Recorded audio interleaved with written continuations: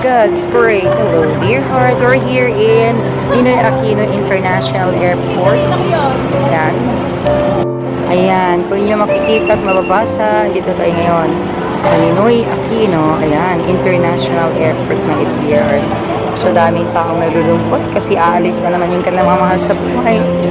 Yes. At nandito ako, dear heart, upang ihatid ang aking anak. Yes, si Nelly Pundok Van Morik, na siya ay pupunta na ng Netherlands. Yeah, malungkot na eksena of course, but syempre, I'm so happy for her dahil matutupad niya yung mga pangarap namin. And also, hindi lang siya yung matutuwa, ako natutuwa na matutuwa din si Adrian Bumaric. Syempre, dadating na yung asawa niya. Yan. Pumuna dito si Nana. Alright, so dito kami naghihintay. So yan, so sad naman, pero so happy din. Hi Adrian, mauna pa tong video ko kay sa pag-uwi ni Nelly. Yes, mauna pa to ang video ko kaya hello, how are you son? Excited ka na ba to see your wife there? Ayan, sana excited ka. Hello, salamat din Juday. Hi, bye na.